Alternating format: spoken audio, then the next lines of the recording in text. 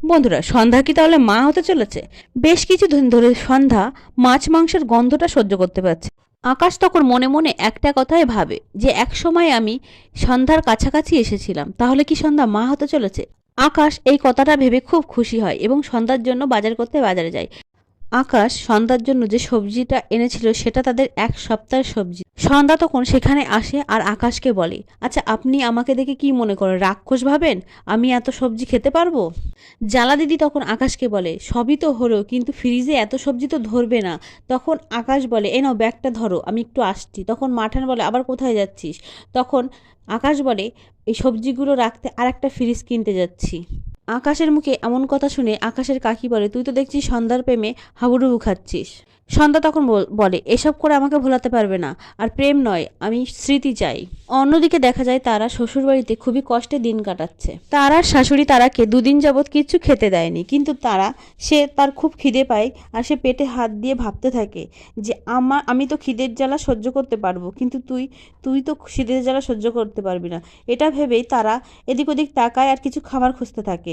তখনই সে সামনের টেবিলে দেখে একটা বিস্কুটের কৌটো। তখন তারা ভাবে যে আমাকে এখান থেকে বিস্কুট খেতেই হবে, শুধুমাত্র তোর কথা ভেবে। আর এরা তো আমাকে দুদিন যাবৎ কিচ্ছু খেতে দেয়নি। তারা এইসব ভেবেই যখন বিস্কুটের কৌটোটা খোলে, ঠিক তখনই তার শাশুড়ি এসে হাতটা ধরে ফেলে। তারার শাশুড়ি তারাকে উচ্চস্বরে বলে, তোমার মা কোনো শিক্ষা দেয়নি তোমাকে, এভাবে অন্যের বাড়িতে খাবার চুরি করে খাচ্ছ? তারা তখন তার শাশুড়িকে বলে, কাল দুপুরের পর থেকে একটা দানা পেটে পড়েনি। আমি আমার সন্তানের কথা ভেবেই বিস্কুটটা নিচ্ছিলাম, আর আমি যদি না খেয়ে থাকি আমার সন্তানের ক্ষতি হবে।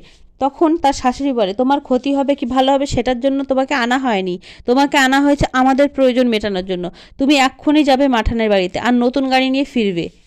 এই কথাগুলো বলে তারা হাত থেকে বিস্কুটটা কেড়ে নেয় আর তারাকে ধাক্কা দিয়ে ঘরের বাইরে বের করে দেয়। তারা কোনো উপায় না পেয়ে সে খিদে পেটেই হাঁটতে হাঁটতে সেই অন্ধকারে মাঠানের বাড়ি এসে পৌঁছায়। অন্যদিকে দেখা যায় তারার কোনো খোঁজ খবর না পাওয়ায় মাঠান অনেক চিন্তিত হয়ে পড়ে, তাই ঘটক মশাইকে বাড়িতে ডেকে আনে তারার শ্বশুরবাড়ির ঠিকানা জানার জন্য। অন্যদিকে দেখা যায় আকাশের বাবা জানতে পেরে যায় ঘটক মশাই বাড়ি আসছে, সেই জন্য ঘটক মশাইকে ফোন করে আটকানোর চেষ্টা করে, কিন্তু ফোন যখন করে ঠিক তখনই ঘটক মশাই আকাশের বাড়ি পৌঁছে যায়। বন্ধুরা, অন্যদিকে দেখা যায় তারার জীবনটা তো এলোমেলো হয়ে গেছে, কিন্তু তারা সিদ্ধান্ত নেয় তার সন্তানের কোনো ক্ষতি সে হতে দেবে না। বন্ধুরা, তারার সাথে কি হতে চলেছে জানতে হলে অবশ্যই আমার চ্যানেলটি সাবস্ক্রাইব করে আমার পাশে থাকবেন। ধন্যবাদ।